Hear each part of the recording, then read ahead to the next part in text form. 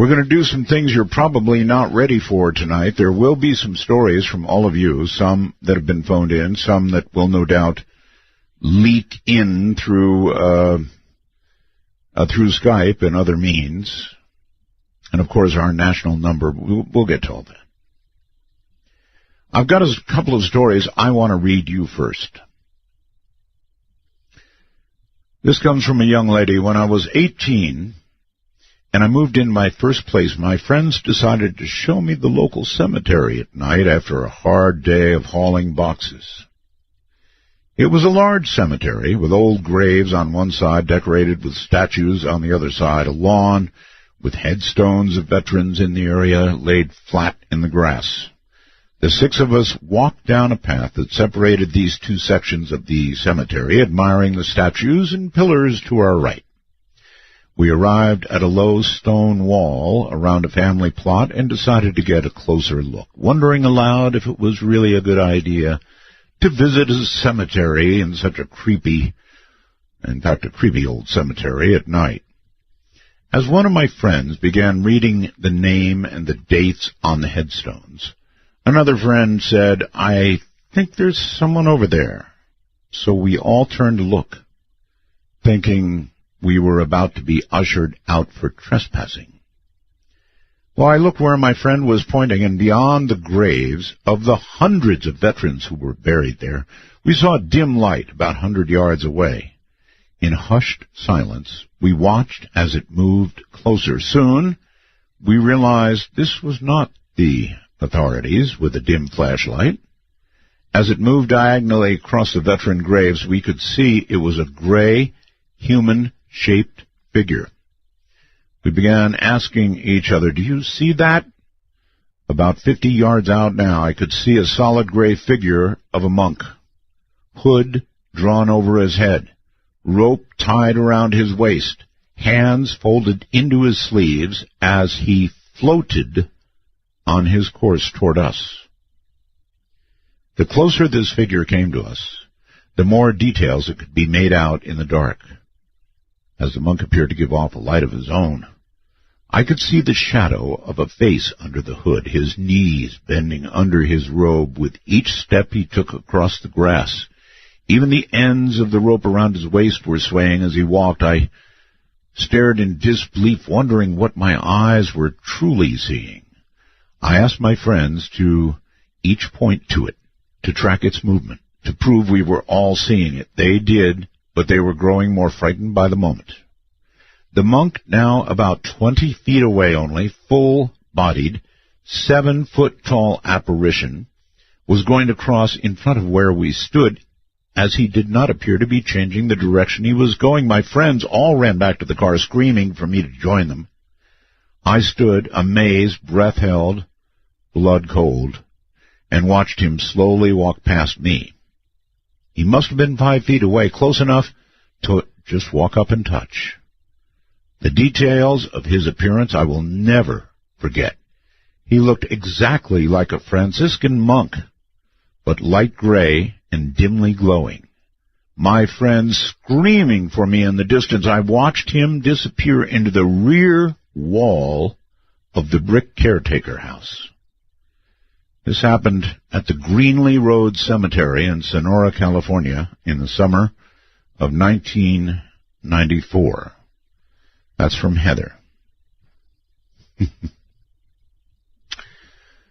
And then I got this one, and you should prepare yourself for this. When I was a young girl, and I was wild and crazy, up to things I never should have been, with little driving experience, not much sense, a little alcohol, a few of my friends set off for a joyride with me behind the wheel.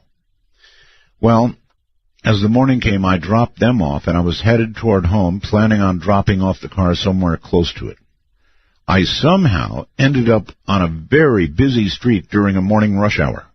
My adrenaline, the alcohol, and a car I could barely drive. I hit an old woman who came out in front of a bus. So I stopped the car. The world spun as I saw her on the ground. I rushed over, and crying, I held her. I had no idea what to do. I kept telling her to breathe, and that I was sorry. I could see people calling for help. I draped my jacket around her, and she died right before me, looking into my eyes. To this day, I've never forgiven myself for this. It's why I must write this to you. I cannot speak because I might break down. It was the most traumatic event of my life. I was charged, sentenced, and did my time. Many years later, I found myself living alone with a large black dog in an old house. I vowed I'd never do any of those irresponsible things I had done, so I kept to myself. I had often felt very alone, very afraid of the outside world, would sit and work on music or listen to you, meaning me on the radio. I would often have breakdowns of sadness and grief in my heart for what I had done, and I often felt like I didn't deserve to be living. One night I was feeling as such. I was sitting on the edge of the bed, going through a box of my court papers, the newspaper article of the accident, and I broke down and crying so badly I almost couldn't breathe. I just thought it's time to end my life. But then I felt something heavy touch me on the shoulder, something leaning up behind me, holding me, a flash of this old woman's face. That woman I accidentally killed, but not in the way I had seen her on the street on that horrible day, but a gentle, sweet lady holding me. And I was not scared at all. She comforted me. There were no words. I never turned around to see her, but I felt her, and I knew her for that moment. It seemed to last a long time. I felt like I had cried for years and years of sorrow, finally out of me that night. But I stopped feeling alone. For the first time in about 10 years, this experience has forever changed me and the way I see the world, people, and learning to forgive myself. I strongly believe that having such a traumatic moment like this sort of intertwined our spirits for some reason, and I have no idea what that reason is. But not a day goes by that I don't think of her or those moments. It's a couple to just sort of start us off. I've got a couple of people on the phone. It's going to be a difficult night because I'm going to be like a one-armed paper hanger. We've got a very great deal to do coming up in a moment. Barbara Macbeth, she's actually independently researched and studied spirit and ghost phenomena for over 50 years. She has conducted lectures, presentations, conducted ghost tours at locations where the ghost phenomena has been experienced by many different people over many years. She's also been a co-spokesman on behalf of the Ghost Investigators Society. You know them well, in a USU documentary on television and radio. Barbara will be with us alone tonight. You will hear things you have never heard before. Only perhaps 2 or 3 of the ones we have ever been aired. Barbara's leery of anybody who claims to be a so-called expert in any aspect on the subject of ghosts and hauntings. She believes there are too many unknowns about it. Anyone can claim a title. She believes that a ghost is the essence or conscious soul of a person who has lived on this earth. A ghost had a physical body, but the consciousness continues after death. She believes that whatever kind of personality we have, while we are physically alive, continues and is still retained after physical death, or at least fragments of it. The EVPs that have been recorded have every range of emotion and personality which clearly comes through those recorded strange-sounding voices. In addition to the fact that Barbara is with us tonight, I would like to point out that if you go to artbell.com, click on Barbara's photograph, several photographs gathered by the GIS are up there for you to peruse. That said, let's take a very quick break. We've got a lot to do tonight. Same goes for Skype, of course.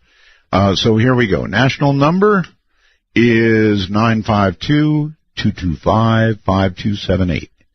That's 952-225-5278.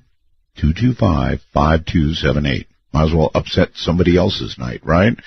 With a scary story. And then on Skype, you are welcome to join us, of course, as usual, in North America at MITD51. Download Skype. It's so easy. And then go to the add a contact, and we are that ad. Put in MITD, as in Midnight in the Desert, 51, and then we'll be in your contact list, and you can call us. All of that said, let us first say good evening to Barbara. Good evening, Art. From the GIS. All right, I want to say something about the GIS. The recordings that you're going to hear tonight are of the dead. And it's very scary to hear, so be warned. Now, these are gathered by a non-profit group. What was a non-profit group, the GIS? I don't know what its current status is, but I know it's still non-profit, if not almost non-existent. However, Barbara remains a key member of it, and probably I guess, wouldn't you be one of the original charter people, Barbara? Yes. Yes, me and Roger. And Brendan and Jenny, and we adopted Barry along the way, probably into it about 3 years. Okay. No matter what we ever do, we're not going to get a good phone connection. It's not bad, Barb, but here's what I'll ask. Stay right up on the phone, okay? You got it. Right into the phone. That'll really help us. All right. Okay. So these are recorded at various locations, ranging from what to what, Barb? Well, we have done cemeteries, prisons, homes, businesses. Everything. Everything. Okay. What I want to do is try one very quickly and see if we're in business and everything's working as it should. So tell me quickly about number one. This first one was recorded in Deer Lodge Prison in Montana. It was recorded by Barry. You'll hear a steel door creaking, and the EVP will say, "Help, I'm in here," and you'll hear Barry ask, "Anybody in here?" Huh. Okay, let's give it a try.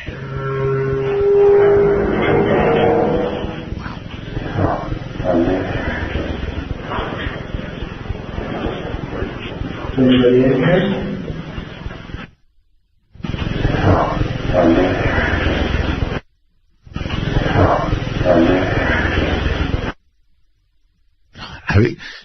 It sounded like "Help, I'm here." Is that what it was?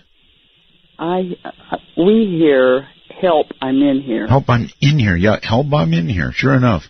I hate to do this but I have no choice. Again.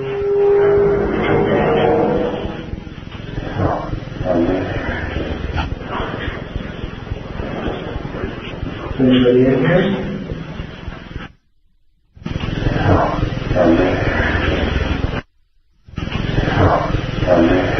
Oh, God, no question about it.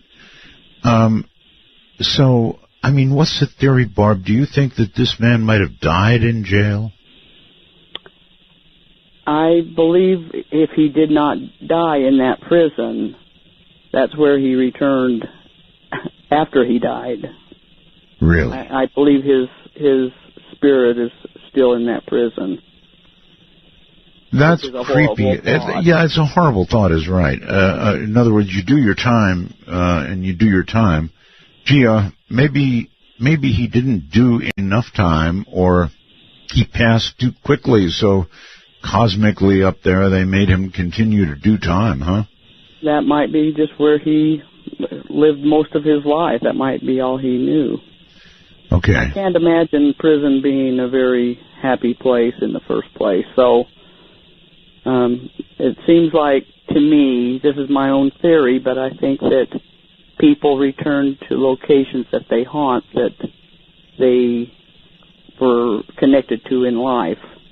All right. Well, we have a richness, many of these not played ever on the air before from the GIS. So let's quickly move on to the next one. You do the setup. This one was pretty interesting. We had been told at the Deer Lodge that there had been a riot, prison riot in the prison. It was approximately about 1959, and the warden had been killed. And there was 2 of the prisoners that was up in this prison tower, and the police, sheriffs, and people that were trying to get this riot under control fired a grenade up into this tower where these 2 prisoners were that were hiding out, that were holding out. And while we were investigating this prison, you're going to hear Barry and Brendan. They were underneath one of these massive towers of the prison, and you'll hear Brendan remark, "You got to think right here is where they brought those 2 bodies down from up there." Pointing, right. He pointed up to the tower. And directly after that, you'll hear this EVP say, "My 11th year." My 11th year, really? Okay. You got to think right here is where they brought those 2 bodies down from up there. My 11th year. My 11th year. My 11th year. Wow. That was very, very clear. Very clear. And people should understand that generally that is an exception. What you're hearing in these clear EVPs is an exception to what you normally get. It's usually much harder to hear. Is that correct? Yes, it is. And sometimes they're so whispery. We recorded so many that we are not able to use on a radio show just because of how low and soft they are. Right. So what we're going through tonight is from years past, cream of the crop, most of them never heard on the radio, I would say, huh? Yeah, I believe so. Most of these have not been heard. Okay, let's go one more very quickly. This was also done in the prison, and this was recorded by Brendan. Him and Barry had entered into this main room of the maximum security building. And in this clip, you're going to hear Brendan say, "I'm going to go see if the cell door is open." And go see if the cell door is open. He repeated himself. And right. As Brendan is walking to the cell, this EVP says, "Let me out of here." And we argue on what it says. It either says, "Get me out of here," or "Let me out of here." Let's let everybody decide. Here we go. I'm going to go see if the cell door is open. Yeah. Let's see if the cell door is open.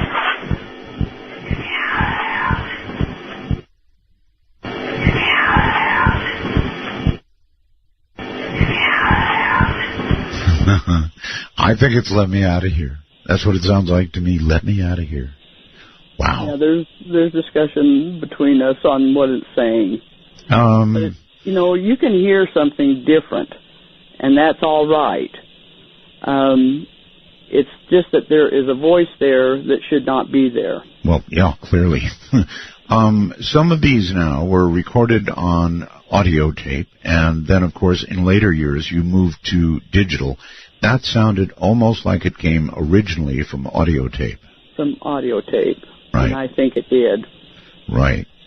Okay, so... time it did. Yep. So I know how careful you all are not to have anybody else around. You're the most careful organization I know when you record these, sometimes leaving recorders running for hours and hours and hours, right? Yes. And then you get more hours and hours and hours to sift through them and look for anything, because at the time you're doing the recording, you don't know what you're getting. That's right, because you don't hear them at the time usually. I mean, there's been occasions where we have heard the voice and it just kind of throws you off. You're not expecting to audibly hear it. Right. And so when, if you spend 3 hours on an investigation, you are using another 3 hours just to listen to your audio tapes, another 3 hours to go through your videotapes. So there's a lot of time involved. I get it. All right, very quickly, before the bottom of the hour here, There are some pictures, Barb. If they go to artbell.com and click on your picture tonight, it will lead them to other pictures as they scroll down. What kind of stuff are we seeing? Well, we call it super ecto. We were in an amusement park that's located in Utah, and we were in a pioneer village where they've brought in old buildings and old houses and stables, and there's no rides or amusement rides in this area. And Roger took a picture of a buggy and stable, and that was it was at nighttime, and we call it a supercharged ecto. We don't know what else to call it. Okay. That first one. The other one is ecto. It kind of looks like a face. You can see eyes, nose, mouth, shoulder. You mean ectoplasm? Yes. Uh-huh. Yeah. Ectoplasm. Okay. And so it's an actual spirit we're seeing there. That's what I believe, that something's starting to materialize and form. And then the next one, which the next one freaks me out. What's that? We were doing an investigation in an old building. It used to be an opera house, and that's now a restaurant. We were down. We had gone down into the basement under the floor. You can see how the floor actually slopes down, like how the theater's floors go down to the stage. Sure. But we were coming up, and Roger took a picture in the kitchen. And what you should see there is actually the stoves and the refrigerators and things in that restaurant kitchen. And there's these three figures. Roger calls them my three sons, but there's three figures there that shouldn't be there. Hello there. Thank you so much for holding so long, and welcome to the program. Thank you, Art. How you doing? I'm doing well. What part of the world are you in? Well, I'm in New Jersey now. I just moved here. I recently retired from Las Vegas Metro Police in July. Oh, you were one of ours. Yes. Yeah, for 15 years. All right. So tell me what happened. So at the time, it was a few years back, I was working for a team as a saturation team, and we're two-man units. Usually Metro's single man. Mm-hmm. And we were down on the strip working on a Friday, and it was busy, and me and my partner were tired, and we just kind of wanted to go chill out. So we jumped in the car, and we took off towards Lake Mead. And as we're going down, we didn't get all the way down to there. We got to about Boulder Highway and Lake Mead, and we pulled off, and there's a road called Pabco Road, and that road actually goes all the way around out to the desert. Mm-hmm. So we pull off into the desert, and we kind of just pulled around and turned the lights off and just turned on the parking lights and just sat there and started chilling out. Now I'm driving, and my partner's sitting there, and he's on his phone. And as I'm looking, just illuminated to our right, I see somebody walking towards us. And I said, oh, man, we just didn't even want to get bothered. So this person's probably about 25 yards away, and they're walking from my right to left. Yes. So I tell my partner, I'm like, hey, heads up, there's somebody coming. So he looks up, and we see, as he's getting closer, we see a female. She's probably about 12 to 15 years old, short brown hair, and she's dressed in like 1950s. It almost looked like a poodle skirt or something. It was kind of light brown. And so now she's walking in front of us, and she's right in front of our car, and she's not looking at us. And then as she gets to about past my window, I look down, and she doesn't have any feet. And she's just walking by, but I can see her skirt moving. With no feet. No feet at all. God, I didn't pay attention to her. What is when a law enforcement officer sees something like this? What do you do? Well, my partner goes, "Is that real?" I said, "I don't know." Well, by the time I turned the spotlight on, she was gone. There was nothing there. We're in the middle of the desert. They're not even scrub or anything. It was like a construction area. I take it, though, she was close enough, you got a good look. Oh, I could identify her in a lineup. And in fact, I'll tell you how busy we were. That happened, and we kind of just like, okay. I mean, it's Las Vegas, and we deal with that kind of stuff. It's kind of weird.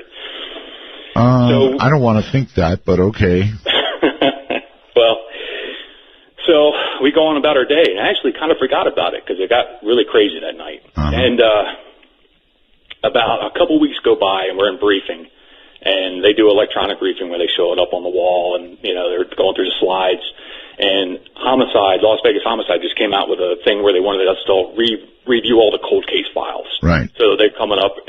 Okay, this week's this week's that, this week's that, and I'm nobody's really we're kind of paying attention, and they popped this one up, and as soon as I saw the picture, I was like, that's the girl we saw. Oh my God! I didn't even read the rest of it. I was like, she was murdered in Henderson. I know it had to been near Boulder Highway and Papco, and I looked at it, and sure enough, that was her. When had she been murdered? Obviously you looked into the date, I'm sure. Yes, it was 1975. And they don't know exactly where she was murdered, but she was found out by the Henderson Ponds near there. And I guess she was last seen walking down Boulder Highway. Well, they do say that people who go in that violent way tend to be stuck here somehow or another. That's some story, brother. It was, and my partner happened to be off that night, and I texted him the picture of that girl, and he freaked out. Oh my God! Do you still keep in touch with your partner then? Yeah, in fact, he was just texting me, and I told him to listen. He's still active duty out there, so hopefully he won't have to go through a psychological eval after this, because they're going to figure out who this is. I'm sure they will. I so appreciate your coming on with that story, and I can understand why you'd be hesitant to tell it, and you would never tell it on active duty. No, never. Wouldn't want to make out that report. No, never. I thank you, my friend. All right. Take care. Take care. Let's take one more quickly. Hello there. You are on Dead Air. Good evening, or it's Ed from New Jersey. How you doing? Hi, Ed. New Jersey, back to the East Coast again. All right. Good to be talking to you again, sir. Okay. Well, my story takes place in the mid-'80s. I was about 10 years old. I was at a buddy's house after school. His father was doing some yard work, and digging pretty deep for what he was doing. And he came across something, didn't know what it was. Ended up being a coffin. A what? A coffin. A coffin. A coffin. Oh, now, this God. This was the inner city in New Jersey. Homes were from the mid to late 1800s, early 1900s.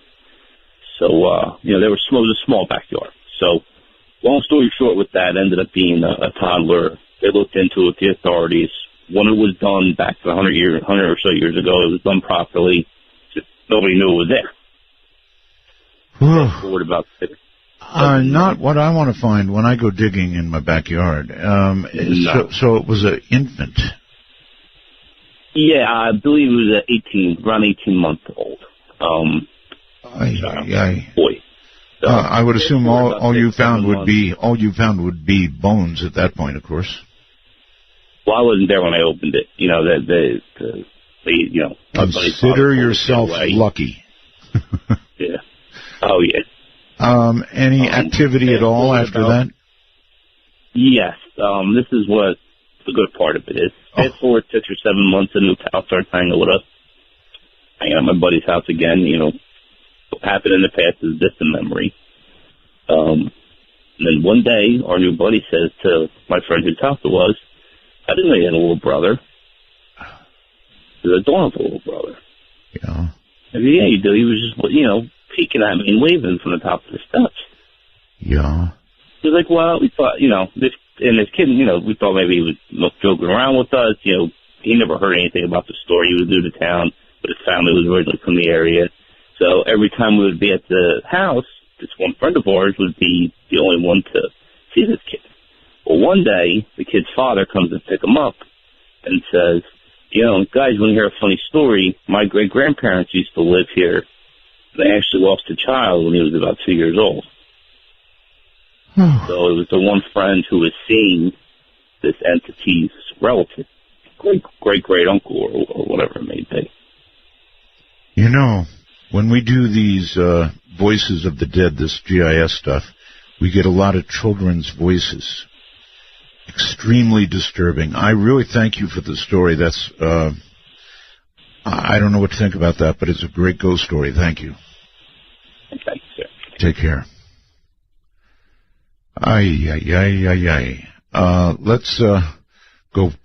Let's go back to Barbara.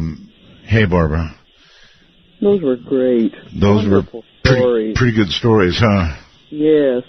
And the police officer, when they see something, I mean, they're trained to be very, they're on detail, That's great. I wonder if he ever found the killer. That would have been a very, very good question. I guess it could still be a cold case today.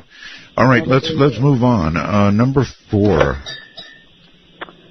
All right, this next one, we were investigating Gold Hill Hotel up around Virginia City, Nevada. And you're going to hear me say, like I usually do, I began asking if anyone was present. And you'll hear me say, is there someone here? Will you make your presence known to us?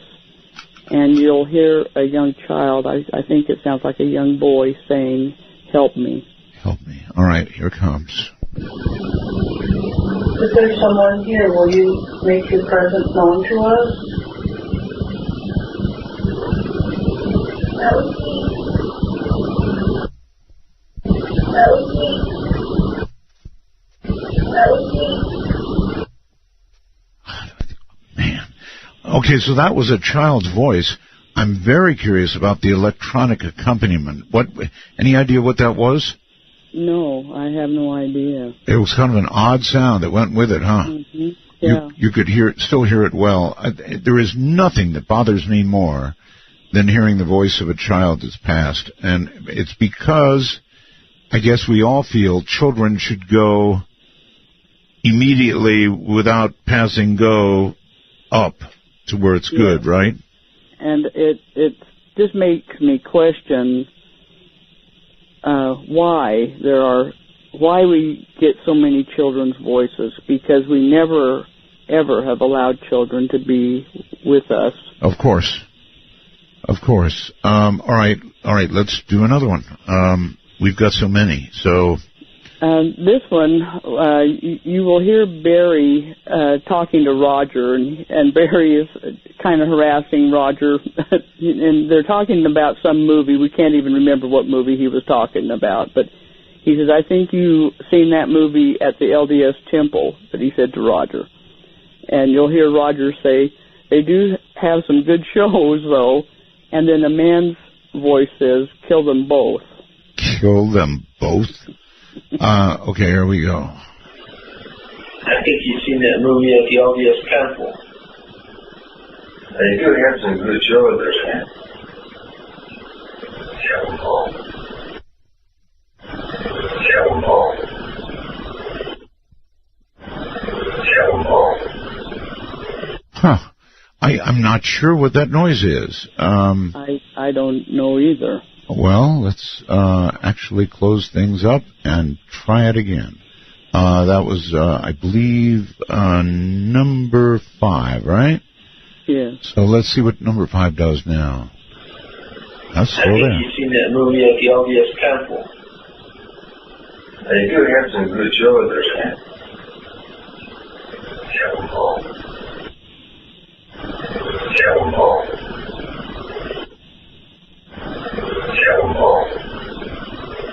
Okay, well, that's still, unfortunately, it's very, it's still, through all of that, it's very easy to hear. I'm wondering, just let me go back very quickly and play number 1 to see if it has that noise on it. Now, you see, that's as it should be, the cell door opening. That is exactly as it should be. So we'll see if we keep getting that noise. I certainly hope not. Perhaps we'll move out of it, but because without it, it would be a lot clearer. Yeah. Kill them both. Kill them both. Jeez. All right, let's try number 6 just to see if this is hanging with us. Okay. And it could just be the Gold Hill Hotel. Who knows? Yeah, that could be. we were in the living room area of this Gold Hill Lodge, and you can hear me say, "If you can speak, will you speak so I can hear you?" And it's a child saying, "Mother." Oh. All right. Here we go. If you can speak, will you speak so I can hear you?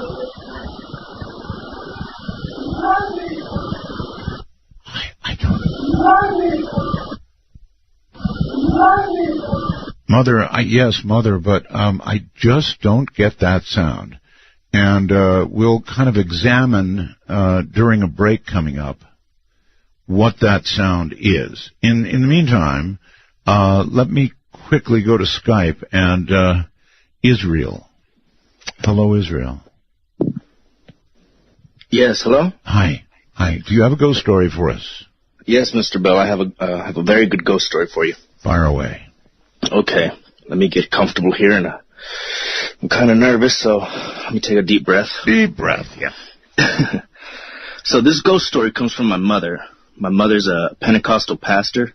Right. She's never told a lie to me ever in my life, so I have to believe her on this, and it's very hard for me because I'm a very rational person, and this is a very weird story. So let me take another deep breath here.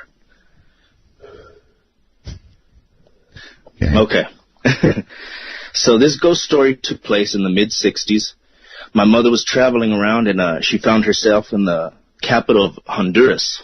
I believe it's called Tegucigalpa. Mm-hmm. And she was traveling around with some friends. And some of the friends, they worked at a resort, a hotel resort. This hotel resort was under renovation. So they go there. They say, let's stay the night here. And the ones that worked there, they went ahead and stayed in their quarters, in the employee quarters. That was downstairs on the first floor, in the kitchen area, next to a jukebox. This jukebox was unplugged for the renovations. It was also next to a dining area with many chairs and tables. Right. My mother was staying on the third floor. She just had a room there, I guess because of the renovations and whatnot. And on the fourth floor was staying a mother and her child. This was going to come into play. Okay. So my mother, she goes to sleep. Everybody goes to sleep. And I don't know what time of night, but middle of the night, my mother wakes up and she sees this dark figure above her. She says that this dark figure, excuse me here. You have to understand, I'm kind of nervous here. I get it. No problem. So this dark figure above her, it's wearing 1920s, early 20th century tuxedo kind of thing. Kind of roaring 20s tuxedo kind of thing. This thing has bold eyes, a dark beard, is just looking at her with hate in its eyes. It reaches down and grabs her by the throat, okay? She can't move, she can't breathe, she can't scream. She tells me that after a while, she I don't know how, she got the courage and the power, and she just broke free from this thing. And she ran out of the room. I mean, understandably. Yes. And she ran downstairs, and when she got downstairs, she found everybody awake. The people downstairs said that they had heard the jukebox going off. They had heard the tables and the chairs moving around and a lot of commotion, like if people were there. Of course, this is under renovation. There's nobody there. Sure. So they're there. Of course, they're freaked out. And then all of a sudden, they start to hear the baby crying. They run up to the fourth floor. They can't open the door. My mother tells me that the mother had left the baby in the crib, had locked the door, and had left for some reason. Yeah, I mean, Mother of the Year, right? Right. So they force the door open. And when they force the door open, they find the baby on the floor on a neatly laid out blanket. Someone had just laid out a blanket neatly, put the baby on top of it. Yikes. Yeah, and when they tell the mother said, no, the baby was in the crib, I locked this door. And, of course, everybody is very freaked out. Of course. So they all come to the agreement that they're going to sleep in the same room, and they're just going to sleep out the night. See, that's very rational to me.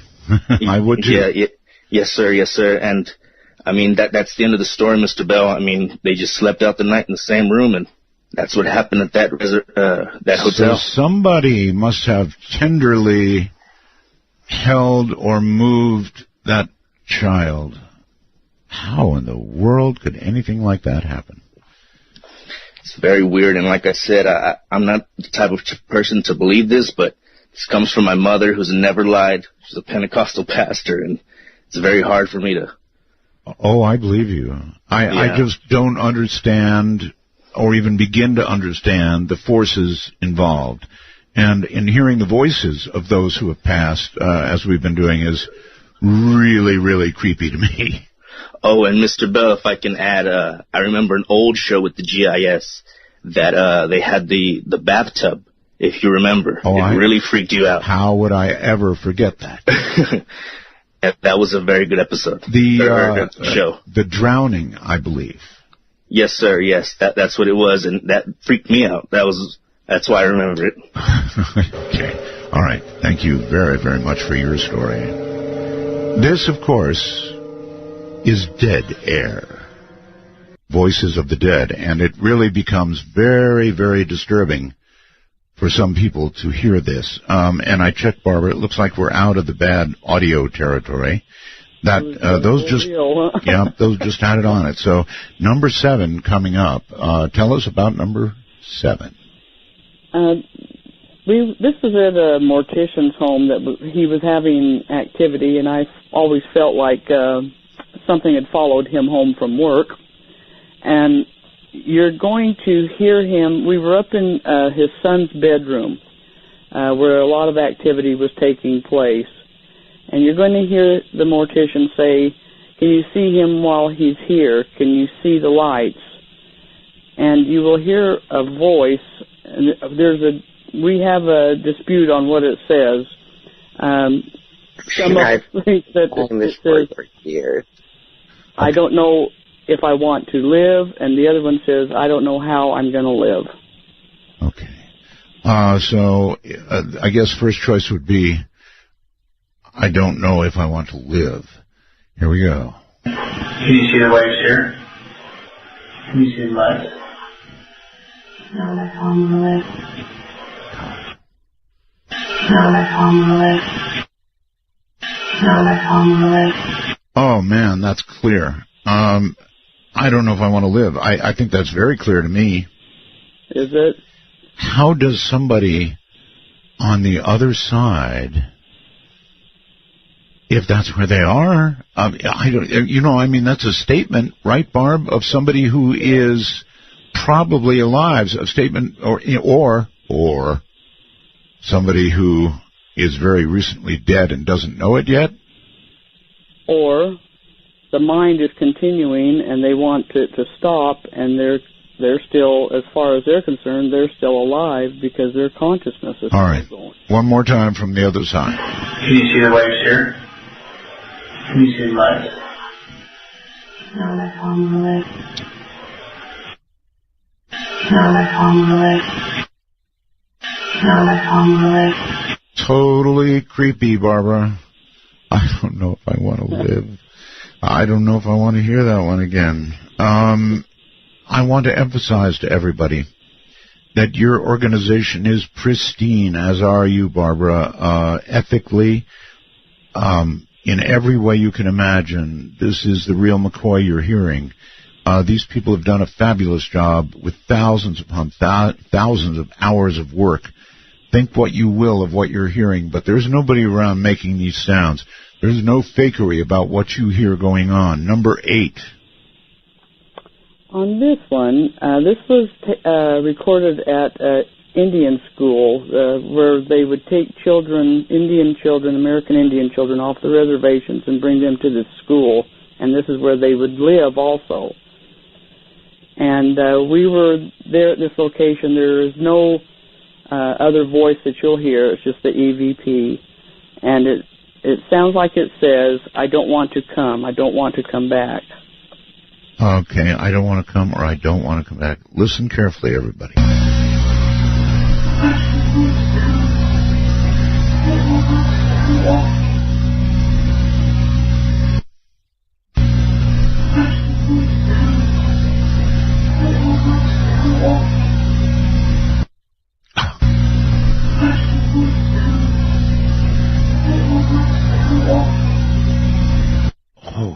moly, holy moly. Barbara, so obviously a lot of hum in that one, but also obviously very easy to hear. I don't want to come back. That's exactly what I hear. Now, maybe that is suggestion, maybe not, but it sounded extremely clear to me. The hum was the only problem with it. Very sad. Very sad. Yeah. I don't want to come back. I don't want to come back, which could mean, I don't know. Do you, after you get these, Barb, particularly these disturbing ones, do you try and analyze what they might have meant? It could mean so many things. To me, the Indian school wasn't a very happy place for those Indian children to be. They weren't allowed to speak their native tongue. They had to speak English. They couldn't practice even their religion at this location. So it was a very sad place. Okay. How do you maintain your composure, Barbara? I guess you've done it for years, but still in all, hearing this stuff puts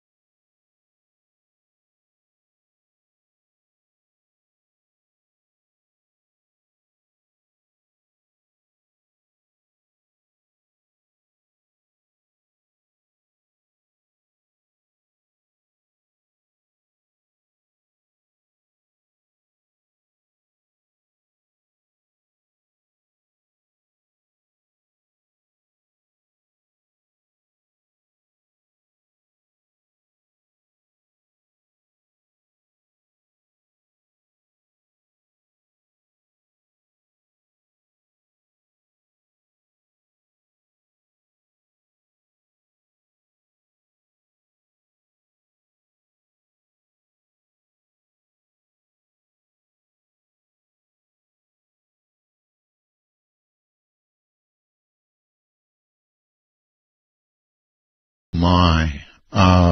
Okay, here we go. What are you doing? I still got it, because I make backups of all of them. You have to go now. You have to go now. You have to go now.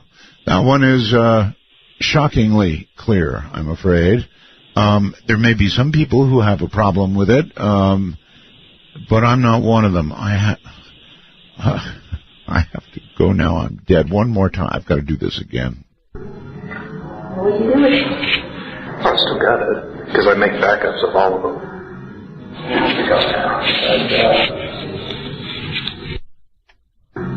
You have to go now.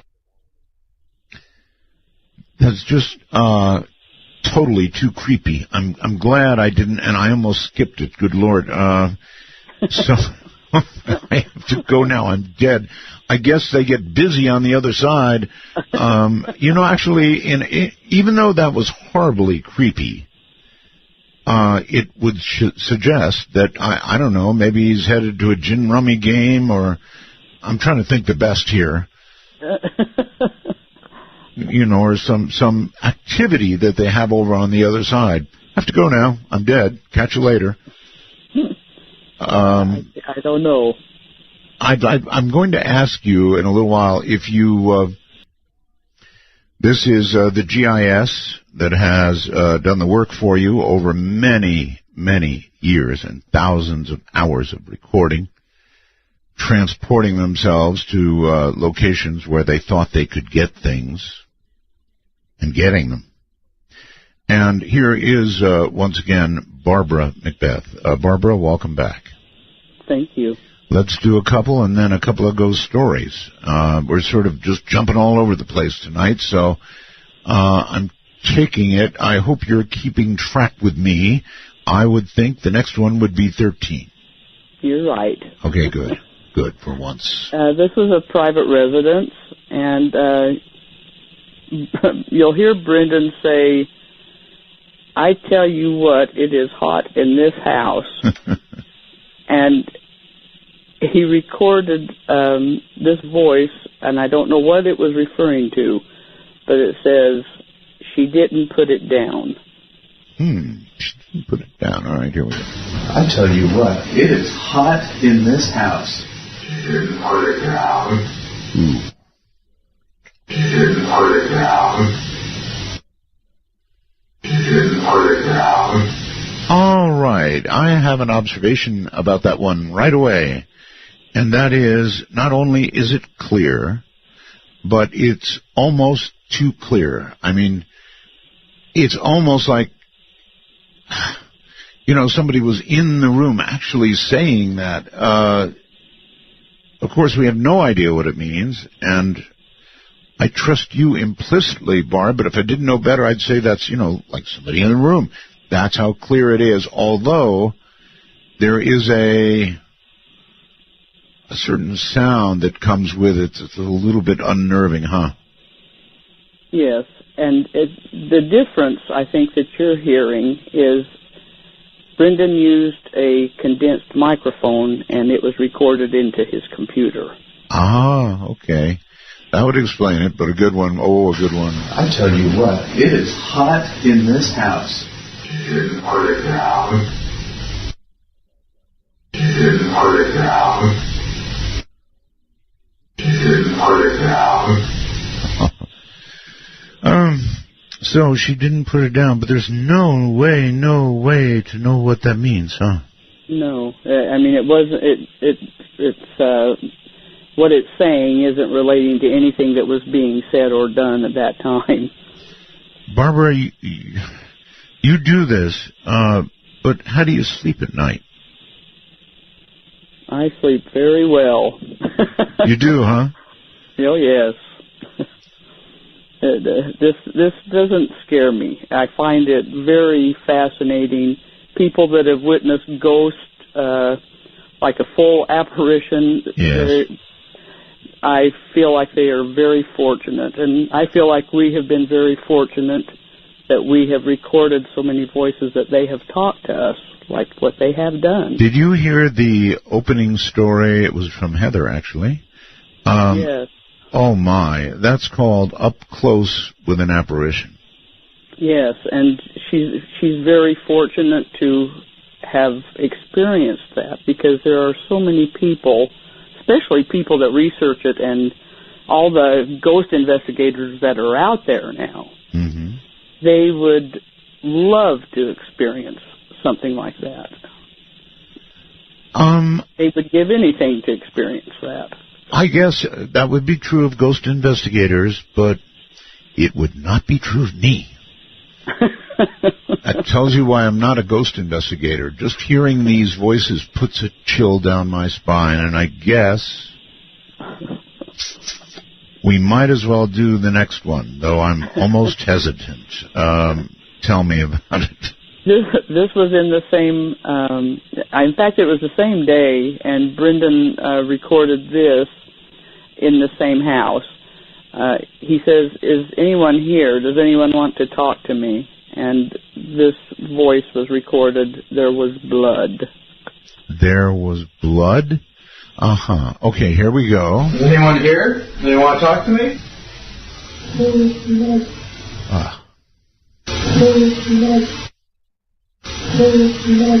Oh, good Lord. There was blood. At least it's past tense. Now, if that voice had said there will be blood, it wouldn't matter. I mean, you don't hear it until you get home. But if it had said there will be blood, then I guess I'd count myself lucky that I got home at all. Relax for just a moment, Barbara. Oh, God, that was awful. On Skype, we have Katie. Do you have a good ghost story, Katie? Yes, sir. Okay, proceed. First off, I just want to tell you I love you. And your family. I pray for y'all all the time. And all the time. You got to be from the South. Yes, sir. Okay. I live on the Arkansas-Louisiana line. All right. That explains it. Yep. And I think that ghost on that EVP was saying she didn't turn the air conditioner down. That's why it was so hot in there. I'd have to listen back for it, but God, it's creepy listening to those voices. Anyway, go ahead. Okay. So one night I had went to sleep, and I had this horrible dream that this demon thing was at the end of my bed grabbing my feet, trying to pull me off the bed. Yes. And I woke up. Just a dream, though, right? Yes, it started out as a dream. Oh. And I woke up, and I sat up, and I was like, oh, goodness. And I felt something on my feet, and I was like, I happened to look down there, and it was actually really there grabbing my feet, and I felt it trying to pull me, and I started kicking, and I was just like, leave in the name of Jesus, leave in the name of Jesus, because that's what my mama told me to always do if I ever encountered anything. Sure. It left. I was like, ooh, Jesus, got to help me. Yes, when you looked down and you say you saw it, what did you see? Hands or, a whole, what? I saw this impish-looking thing. It might have been like 4.5 feet tall. It had like scaly-looking skin. Its hands had pointy nails, and it was grabbing around my ankles and on my feet. It just horrified me. I completely understand. All right, thank you so very much for that story, I think. Barb, what did you think about that? Well, that is not a ghost. Whatever she experienced there, that's not a ghost. No? You would classify that? That's a different kind of an entity. If she experienced something like that, and that's what she saw, that's a different kind of an entity. Have you, I'm afraid to even ask, but have you encountered that different kind of entity in your work? I have not what she described, but I have encountered different kinds of entities before the GIS, just in my upbringing, yes. That's scary. That's legitimately scary. All right, let's grab one more quick ghost story here from Jazz Monday in Australia. Hello there. Hi, Art. Hi. Scary night. Scary night indeed.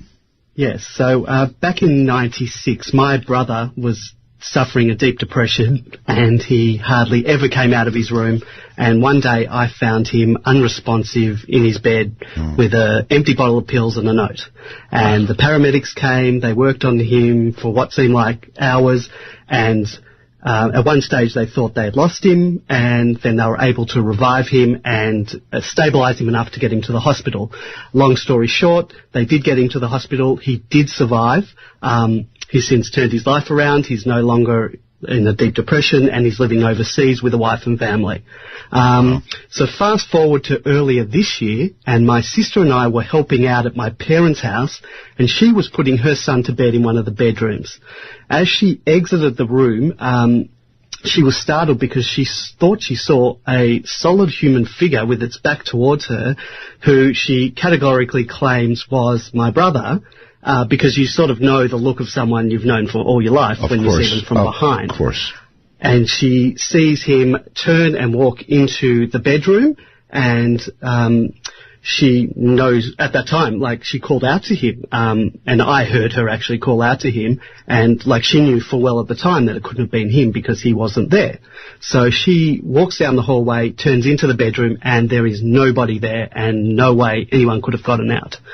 So now, you and me, Art, would probably leap to some paranormal explanation, but my sister doesn't come from our world that we come from. Right. She didn't graduate from the Art Bell Paranormal Community College, and so she puts it down to sleep deprivation of a new mother. So we go down, she came downstairs to me and my mum with a puzzled look on her face, and I asked her why she called out to Marcus, and she proceeds to tell my mother and I what she just saw, and my mother's face went white as a ghost, pardon the pun. My sister then asked her what's wrong, and my mum proceeds to tell us that she never told anyone this because she didn't want to seem like she was crazy, but one day she was putting linen away in the closet, and she caught something out of the side of her eyes, and long story short, she sees exactly the same thing that my sister did, and called out to him, followed him, and nobody was there. So I didn't witness this, but my mum's expression and the colour draining from her face when my sister relayed the story was just all the proof that I basically need. Now, is that a ghost? Okay, so we've got two people, Jazz, processing it in very different ways, obviously, according to their own worldview. I guess that's what we do as humans, right? Oh, definitely. And this was like 10 years apart between my sister seeing it and my mother seeing it. And I don't know what it is. Is it a loop? Is it something that's being replayed over and over? Because my brother's not dead. He was suffering a deep depression and he spent a lot of time in that room.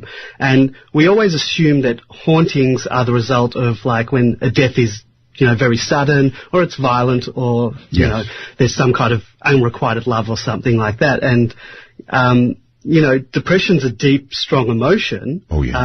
Was that something that was lingering, that emotion is lingering, causing that? Or he actually clinically died in his room while they were reviving him, was perhaps a part of his soul, if you believe in that. Oh, I do. Left behind. I do, Jazz, I do. Thank you so much. No problem. Have a good night. So, Barb. That's a doppelganger. Is that what it is? Yes, they saw the ghost of someone who's alive. Yeah. And projected, Barb, that kind of depression that he described, combined with, near-death experience or a death experience, depending on how you want to look at it, I guess, could project some pretty strong stuff, right? Oh, yes. That could be residual experience that from just the emotion that this young man was going through at that time in his life. Burn something in that room, that atmosphere. Gotcha. All right, Barb, two questions for you. One I've been waiting to ask, and that is, have you, in the years you've been doing this, gleaned anything at all about the nature of the other side? I think the nature of the other side depends a lot on that individual's mental state. I think, in fact, I kind of worry about the generation coming up. Don't we all? Yeah,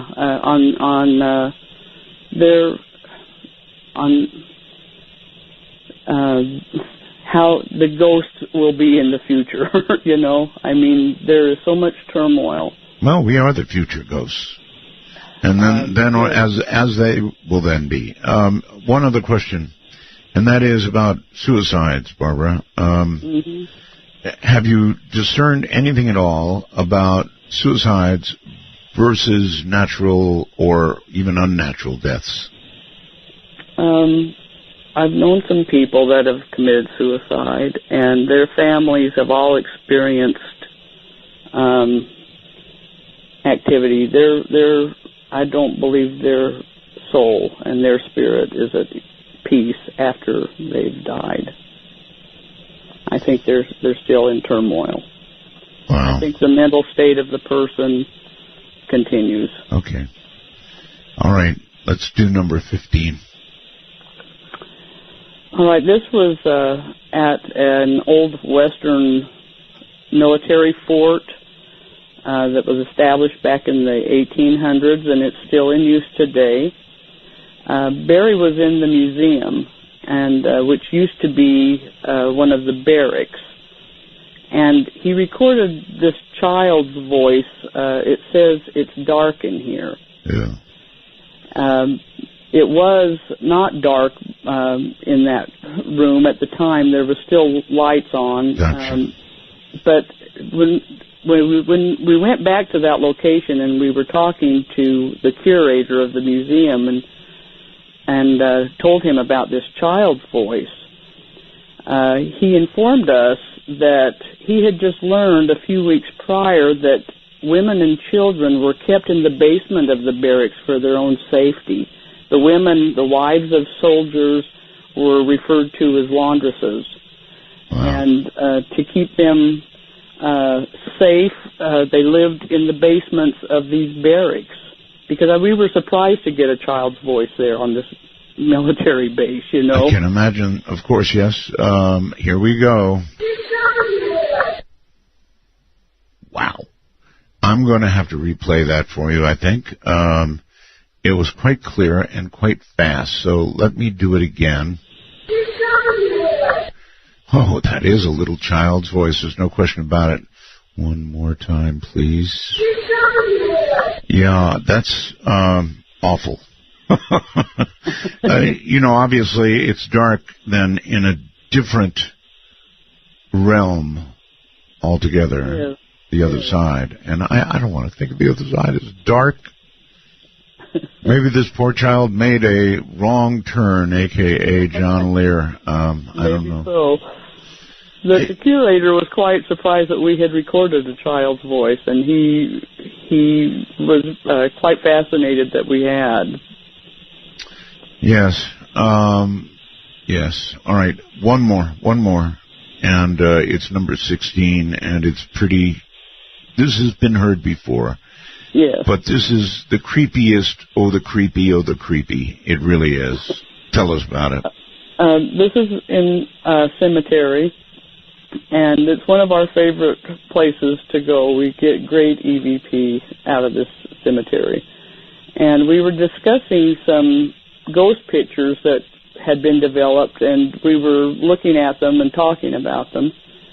And we recorded this voice. That I think that she came to a self-realization of her situation, and she says, "I'm completely dead."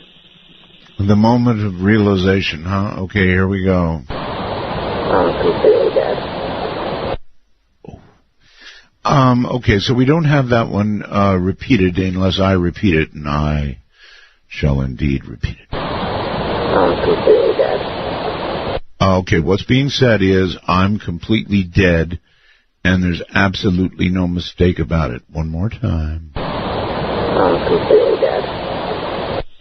That's so weird. I mean, it must not have been, it might not have been the instant of recognition that person was dead, but it had not been a long time since that person found out they were dead. That would be my conclusion. Would you agree?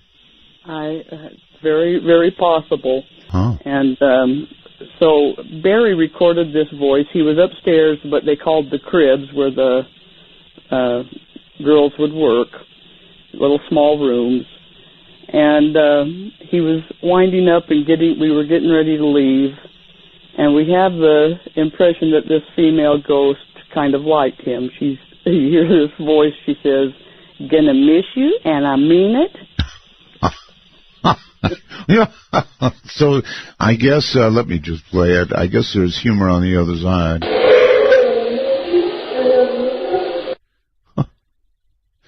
Okay, that's only a single play, so I'm going to have to do it again. So you're listening to this, well, it's a young lady, all right? I'm going to miss you, and I mean it. Can everybody hear that? I'll do it one last time. It was from a brothel, and I guess he made an attachment, so to speak. Here we go.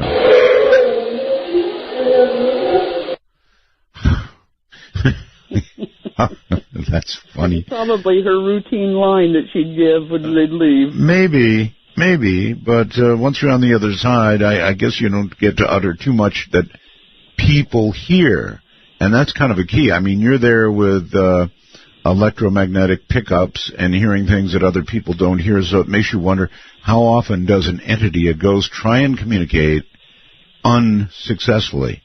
Probably most of the time. Probably most of the time.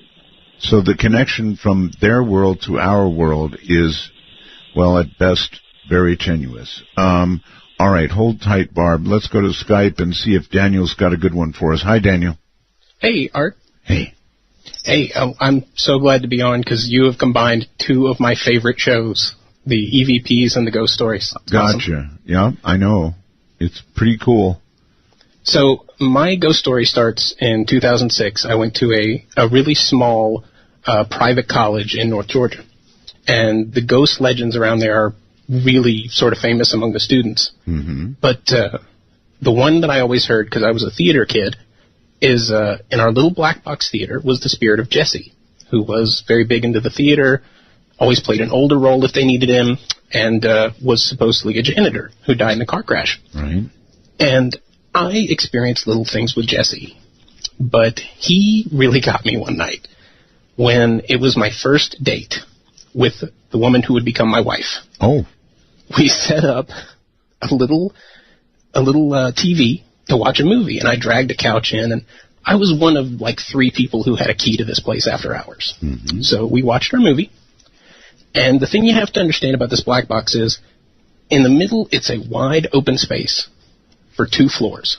So when you're in the middle of it, you can see not only the hallway around you, mm-hmm. but you can see the hallway up above you with perfect clarity. So we're sitting there talking on the couch. Movie's over. It's dark except for one single light on, ironically called the ghost light. And we're sitting there, and all of a sudden we hear footsteps up above us. And so we look at each other, and we're really freaked out. And we sit there, and Art, I kid you not, up above us, we hear these footsteps go running from one side to the other side. Mm-hmm. And they sound like boot steps. Very, very loud. Obviously someone there. And Art, we can see it. We can look up there and see every bit of that, and no one is there. Nobody is there. So as the footsteps go, there's nobody there. Yeah. Uh-huh. So they do this, and we sort of pass it off at first and we go back to talking. So then it happens 2, 3 more times until, I kid you not, we're done. Mm-hmm. We are we're in 2 college kids in the middle of a dark theater, and we say, we're out of here. Screw this. I mean, we're out. I'd have been out the first time. Maybe the second time. First time, I guess you could put it off to something, but when there are footsteps going right past you that you should be seeing, something attached to them, and you don't, twice would be not nice. Oh, and it's not just footsteps, man. They are running. They are heavy boots, and they are booking it from one end to the other. I got you. And the real punchline to it is that this is maybe January. I graduated months later.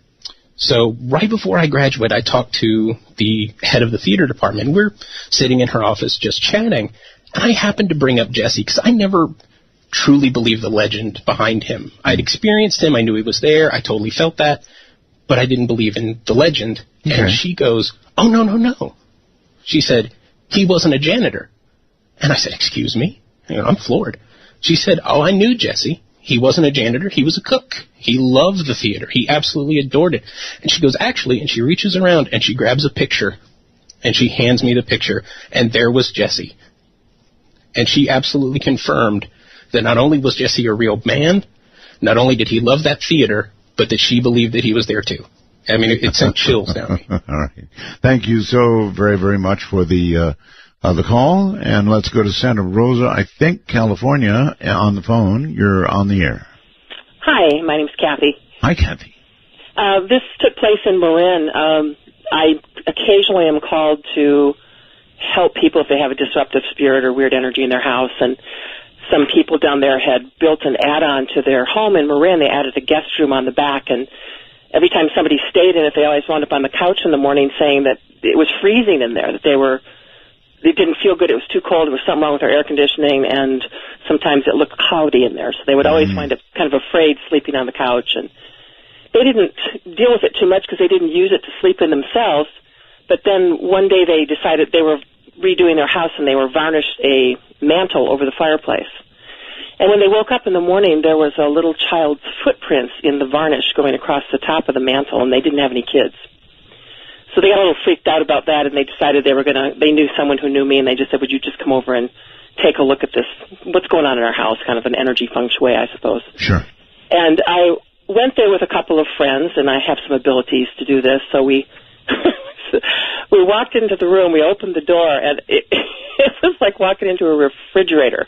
It was really, really cold. I mean, they said it's never been this bad, and we could see kind of a hazy, almost just a lightly milky cloud right in the middle of the room, and it happened to be just right where the bed was. And I went and I said, "Well, let's just stop for a moment and take a breath," and I said, "Hello, who are you? Is there someone there?" "Yes." "Who are you?" And it moved toward me, and no one else could hear this, but I heard it right next to my ear. It said, "Mother. I'm looking for my mother." Oh. I kind of got a little, well, okay, this is intense. So I said, "What happened to you?" And I saw a picture of a swimming pool.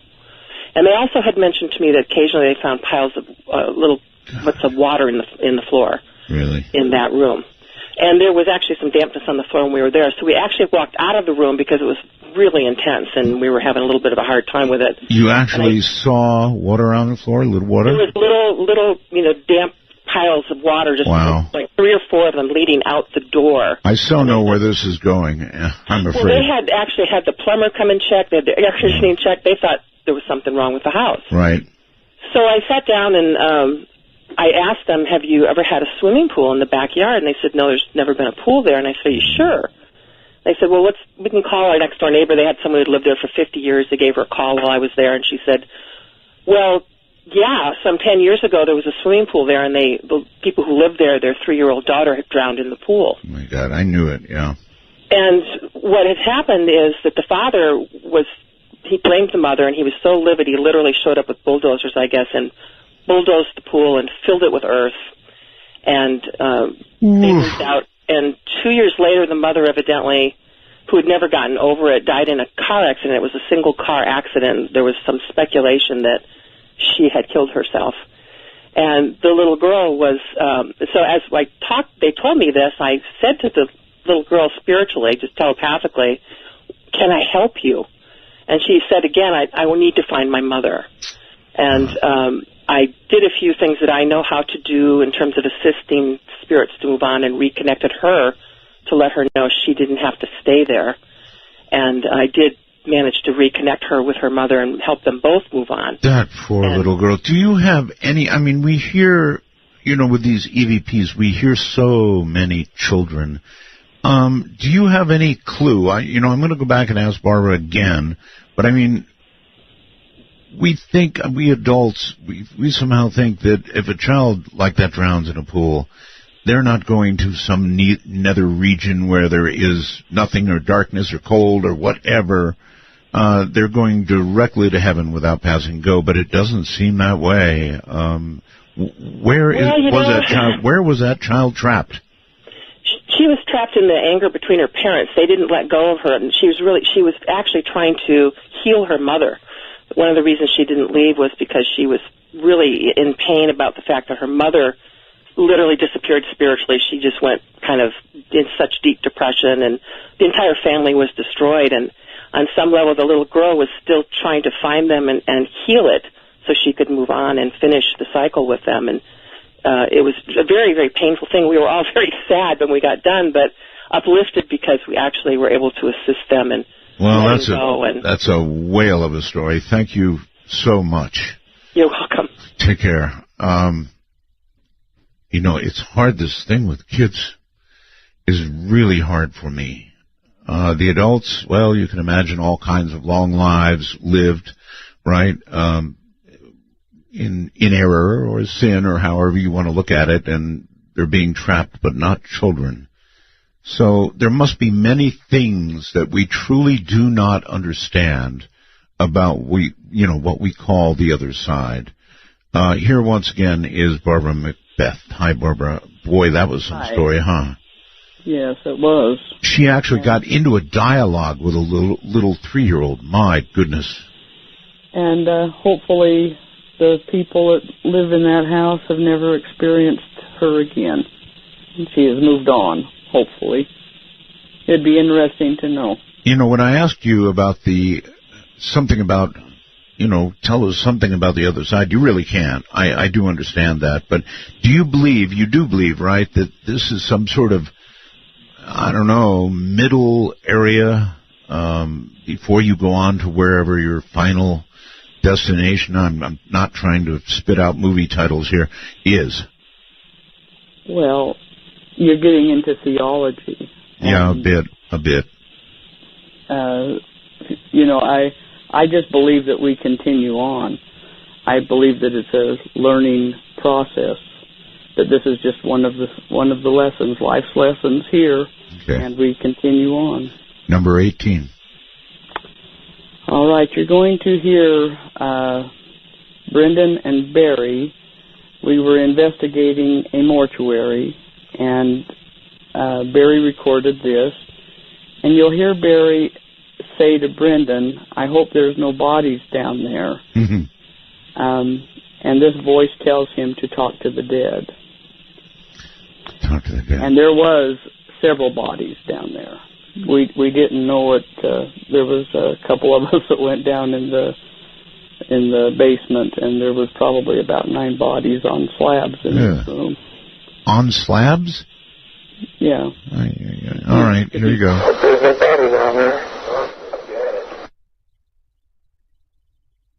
Okay, that was very fast. Let me try and do it again here. Many of these at earlier times were repeated. Let me try it again. Okay, that's a little hard for me to hear, so I'm going to do it one more time and see if I can hear it. Yep, talk to the dead. That's what it is. Talk to the dead. That time I got it clearly. These old ears are trying. All right, so yes, there it was. Talk to the dead. And now I'm, in view of the discussion we just had, let's push on to number 19. All right, this was recorded in a cemetery, and I think we've played this one on your show before, but you're going to hear wind blowing and a baby crying throughout the whole time. It was after midnight, and there was absolutely no children around, and the EVP is not looped. This whole crying episode is just what was recorded. Okay.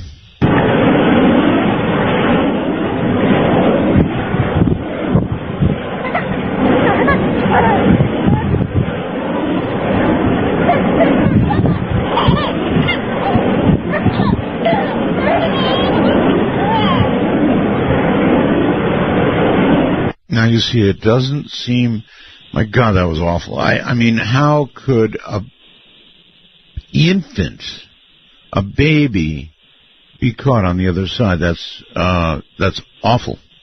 Yes, and some people think they hear it laughing. So it depends really? on how you hear it. Really? Laughing? That would be nicer. Let me try again. Hold on.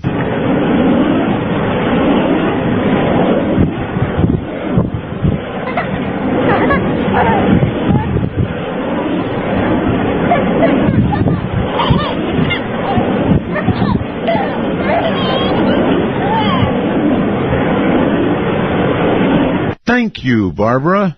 It's either the power of suggestion, or I'm not really sure, but it does indeed. Thank you, sound like laughing. So, it was written, that helps me a lot. You'll never know. It says baby crying, and I thought, oh God, baby crying, not good. And when you made that suggestion, maybe it's just the power of the mind. Yeah, who knows? Honestly don't know, but amazing stuff. All right, let's go to Skype briefly and say hello to Brian. Hey, how's it going? Well, it's a pretty wild night, Brian, as you can hear. Oh, yeah, definitely. Okay, so are you going to, first of all, turn off your device, please? Is that better? Yeah, it needs to be off. And if you have a ghost story for us, proceed. All right, this actually has to do with a listener that calls into you a few times, Jack W. He's a good friend of mine. He took me into a cemetery near us, and we decided to take a mirror in there one time, and it was not a good thing, we found out, because it actually got extremely hot in my hands. The mirror did? Yes, it did. And then pretty much every time after that, I've been in that cemetery 2 or 3 more times, and every time I've been in there, I've had a really difficult time breathing, every time. Breathing? Yeah. Well, there are weird things in the paranormal world with mirrors, scrying and such. It's mirrors are strange in a way, huh?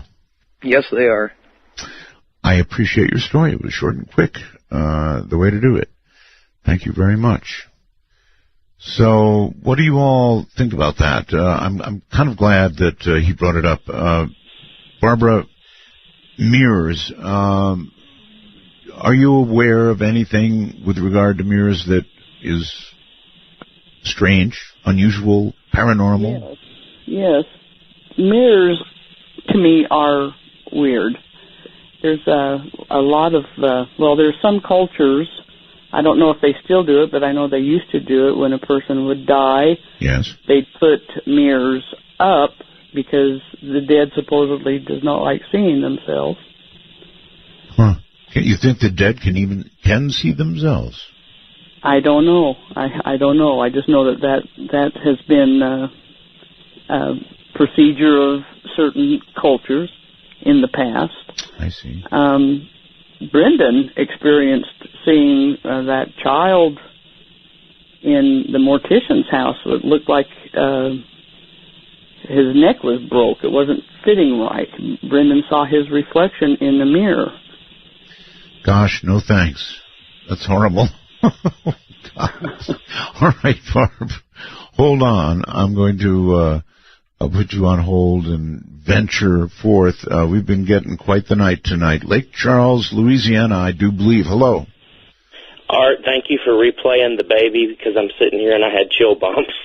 Do you kind of agree? I mean, when you first hear it, you go, oh, God, a baby. But then when you listen closely, she's right. I think it's laughing. It got better. I want to think it was laughing. Okay. This is Michael. So I've lived in Lake Charles, born and raised here, but in 2004 I moved to Alaska to be a youth pastor for a church. Oh. I was living in Seward, and was invited to come and speak at a church in Fairbanks. Mm-hmm. It's about a 9-hour drive from the south. Not used to. Got there in January. This was in February. I took out on this trip by myself and had been given tips and this is where you want to stop, this is where you don't want to stop, gas is real expensive here, things like that. Yes. So I got out of just north of Anchorage, north of Wasilla, and up in that part of the country, the people that I had been with had stopped and picked up hitchhikers, and they just said it's just kind of a thing. You don't really do it in Louisiana, but here it's life and death. If you see somebody on the road, they're probably not going to. So I saw a man walking north on the road, and I pulled over. Mm-hmm. He got in the truck, and I remember distinctly he had a kind of a little bit of a body odor smell. He smelled like a campfire. He was unshaven. His name, he told me, was Alex. He spoke with a Russian accent, and he said he was a mountain climber, and he said his favorite place on earth was the top of Mount Everest, and that he was in Alaska to climb Mount McKinley. So he was on his way to Denali Park.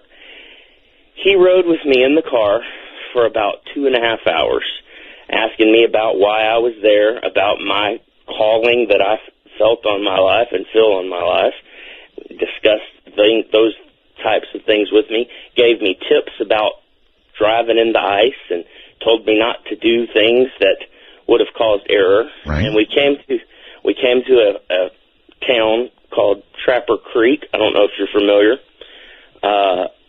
And I was not going to get gas there. It was one of the places I was told the prices will kill you there. And he said, you'll want to stop here because the weather is too bad. Denali is the part where I was planning to stop. They're going to be closed. And so I said, okay. And he'd been in the car for 2.5 hours. We talked extensively about Everest and his plan to see the top of Mount McKinley. Well, we stopped. I got out, started fueling the car. He grabbed his small backpack that he had, I saw him walk into the gas station, a little junction station, had a little cafe in it. He walked through the doors.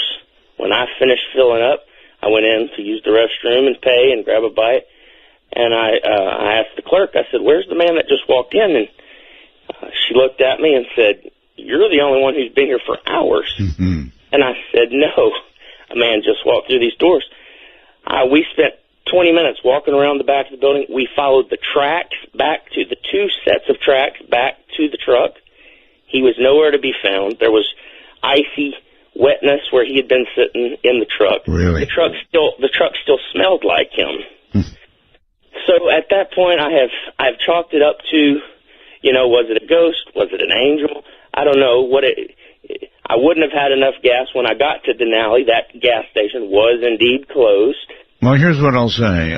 It may be that living on the other side, as he may have been doing, he could spend time on Everest, because I can assure you the average human being can't breathe at the top of Everest. Not for long. There are a few who claim they've tried. But the fact of the matter is, there is not enough oxygen up there to support a human being, and frequently the stay on Everest is not somewhere. Put it this way: it's not a place you lollygag around at all. You get there, and then you get down, if you can, as fast as you can. Okay, let's go back to Barb, and we've got the next one coming up that just is awful. It may have been heard on the air before. So many of these have not been, but this is number 20 we're talking about here. Right. We were in a mausoleum, and Roger recorded this voice. You don't hear Roger, but it's just the EVP that is on this one, and I don't think that this one's looped either. Okay. But Roger had said, talking about our video camera infrared lights, he had apologized to any ghosts there, saying that our lights would not hurt them. Mm-hmm. And he recorded this voice saying our death gate. And you can hear this voice kind of echoey. It's all marble walls and floors and ceilings. Okay. All right. Our death gate, not one I like.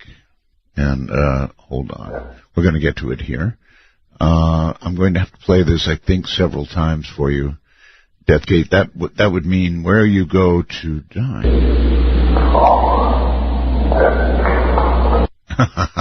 So that one is, sort of whispered, I would say. Listen carefully. Yep, that's a whisper. That's definitely a whisper. I wonder why, one more time, I wonder why somebody on the other side would feel it necessary to whisper. Very quickly, Barb, any thoughts on that? Why would they whisper? I don't know. I think it takes a lot of their energy to even be able to be heard on a recorder. I don't think that that's something that comes easy to them. Well, if that were true, you'd think they'd almost have to shout. But that whisper got through quite effectively. Hi, Art. Roswell. Thank you. Back just away a little bit. You're loud. Oh, sorry. How's this? Better. Okay, cool. Anyways, me and my cousin, we usually go to these... Robert, again. Robert, you and I have to have a talk. This call isn't going to work. You've called me about 6 times now, still not having fixed whatever it is going on. I'm so sorry with your audio, but you're going to have to work on that. Here's what I recommend. There is a Skype Echo server, Robert, and you can call it, talk to it, and it will play back your audio, and then you'll hear what your audio is doing. I'm terribly sorry we can't get you on. I really, truly am, but you've tried that about half dozen times now with the same setup, and it's just not going to do the job. So try the Skype Echo. It will work for you. It's pretty cool anyway. So let's try this one on Skype. Hello. Hello. Hi. Do you have a ghost story for us? Am I on the air? You are. Okay, great. Boy, do I have a good one for you. Go ahead. Alrighty, just a little bit of background. I am a musician, and one of my friends is also a musician, and he was playing for a wedding not too far from where I live. So what ended up happening was, he finished the wedding, he finished the gig, and a couple of the people there invited him to have a drink. So he said, okay, well, let me just have a short beer, but I have to get back home because I have my wife and kids waiting for me. So, time passed by, and he ended up leaving like at 2 o'clock in the morning. So he checked his phone, and his wife had called him like 20 times. Yes. So you knew he was in trouble. So what ended up happening was this guy got into his car, and he was going 90 miles per hour on a 60-mile-per-hour road. Oh, my. And he said, you know what? Well, it's like 2 o'clock in the morning. There's no cops around. So let me just go ahead and just, open her up. Go real quick and, try to get back home because my wife is going to, lay the hammer on me. So what ended up happening was all of a sudden he saw a couple of signal lights from a cop. So he was all like, oh, man, I'm going to get home late, and I'm going 90 miles per hour on the 60-mile-per-hour road. Might not get home at all in that situation. Yeah, okay. Yeah, so what ended up happening was the cop ended up shining like this big bright light like they always do. Yeah. But he said that for some reason when the cop asked him to put on the window, he felt a cold shiver. So what ended up happening was the cop, told him, hey, why were you going so fast? He said, well, I just got out of a gig and I'm supposed to be home at 10 o'clock, but it's 2 o'clock in the morning and I want to get back to my house. Right. So the cop ended up telling him, you know what, well, you were going 90 on the 60, so I'm going to have to give you a ticket. I mean, there's no other way. You could have killed someone. Right. So he's all like, okay, just go ahead and give me the ticket, I just want to get home. So, he ended up writing him the ticket and everything, and he said, you know what, just be very careful out here because there might be a whole bunch of killers out on the road or whatever, so Killers? Just drive safe and lock your doors. Uh-huh. So he ended up going, back home. The next day he said, you know what, I'm going to go ahead and pay the ticket. So he went down to to go pay the ticket. And the lady up front said, well, what are you here for? Well, I'm going to pay a ticket because I was going this much over the speed limit. So she checked the ticket and she said, okay, well, let me go ahead and just verify something real quick. So for some reason, he said that they're taking a long time. And he said, is everything okay? And they're like, yeah. But we're wondering, who gave you this ticket? So he said, well, there was this cop last night that gave me a ticket. Right. And, it was like 3 o'clock in the morning or 2 o'clock. Yes. So she's like, okay. Well, she got really upset and she said, sir, are you joking with me? Because you could get arrested for giving a fake ticket. So he's like, no, actually, a cop actually wrote a ticket out for me for going 30 miles over. Let me guess. That's a cop that had died, perhaps even on that road. Mm-hmm. The cop had been dead since 1972. Reason for him coming out in that road is because one time he pulled over a guy that was had just committed murder, and he was trying to escape. So the cop told him to come out of this car, and as soon as he he kind of got a little bit comfortable, turned around, the guy ended up stabbing him to death. Oh my God! Yeah. And he got a ticket from a cop that had been dead since 1972. Not only that, but that cop's out there patrolling the same road again and again. Oh, God, and he wrote out a ticket, and they had the proof of it. Barb, did you hear that one? Yes, sir. I guess it's all around us, life and death. Let's quickly do number 21. All right. You remember the Stock Exchange building where the drowning episode took place. This was from the second time we had visited and investigated this building. Right. You were going to hear, I think it's Brendan. He says, okay, this is our second recording from the building. We are now getting ready to leave. And an EVP is recorded here, and it says it's dead. It's dead, okay. Okay, this is our second recording from, we are now getting ready to leave. It's dead. It's dead. Yikes.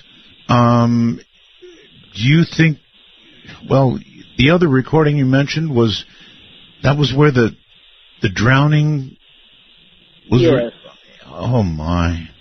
That's the same building. So maybe it was referring to that situation. I wonder. I don't know. But that's the building where that all right. Other one. We're woefully short on time here, and I'm just committed to trying to get these in. Those never heard ever on the radio. So number 22.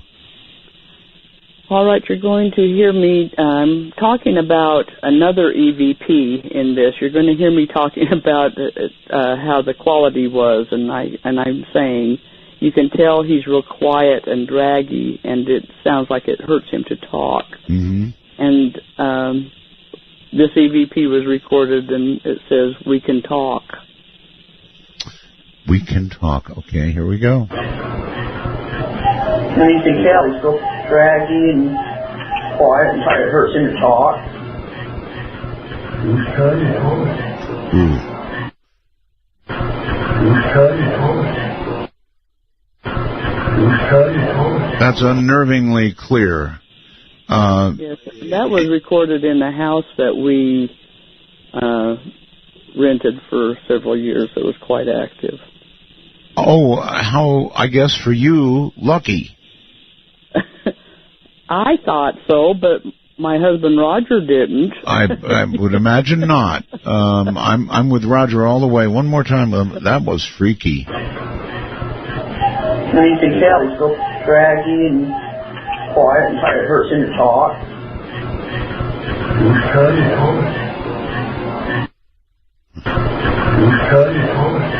Yikes. Yeah. Oh, I don't know about that.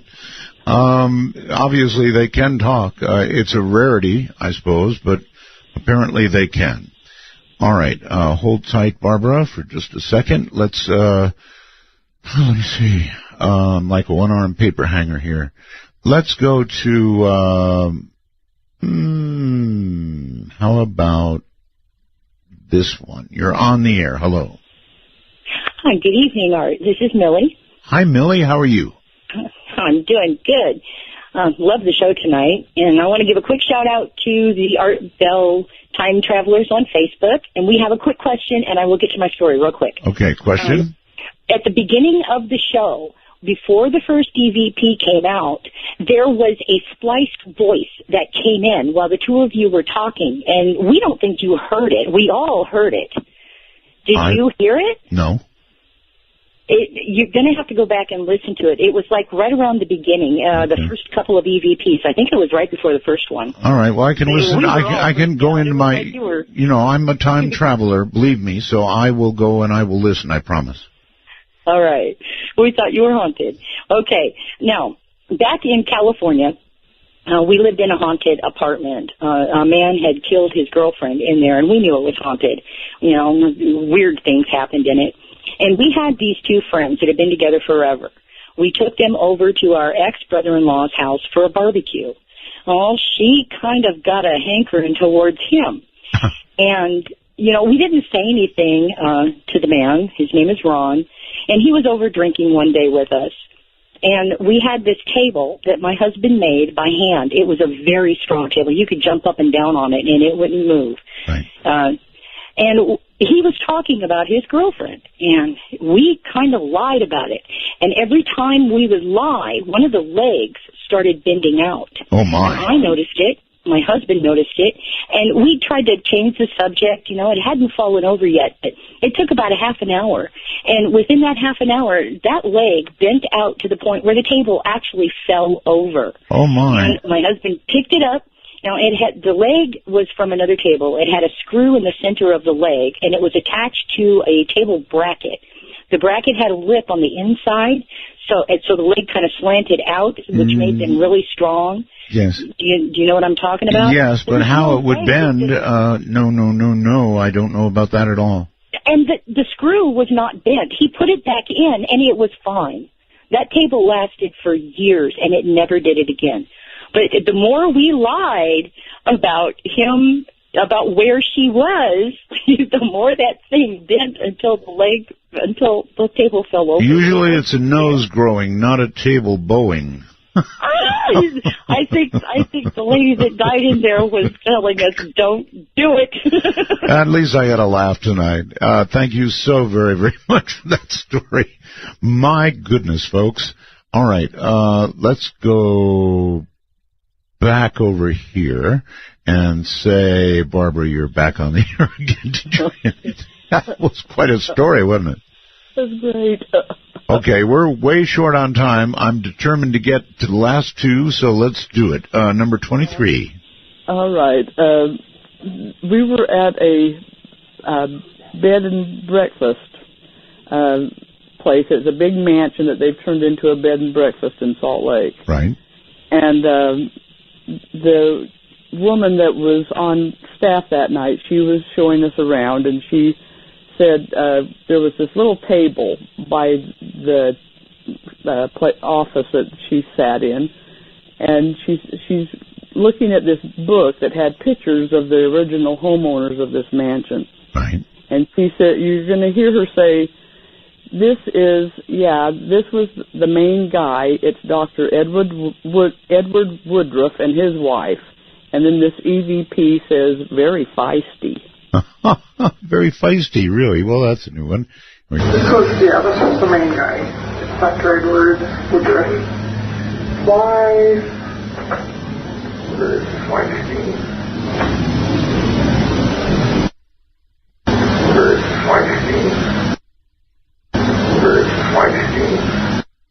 Wow. The unusual things that come from the other side. It's just, what a comment. Very feisty. That's And it makes you wonder, did he know the Dr. Ed Woodruff's wife?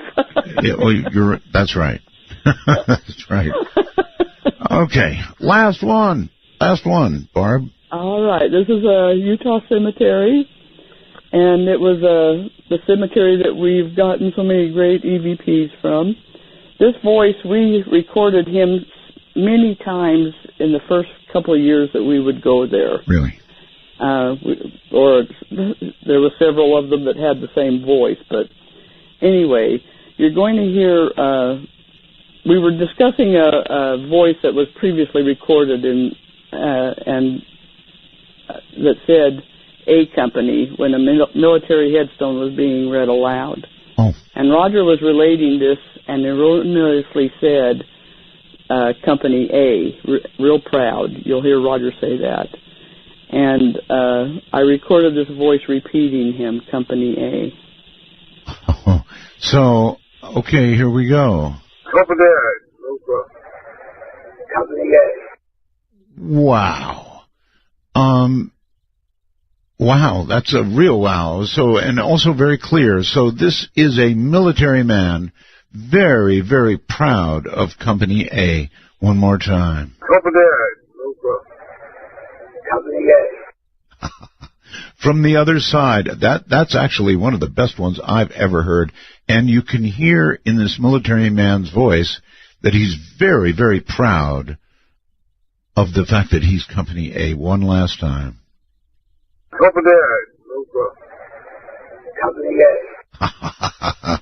I would say that was uttered in a proud military manner. I would agree.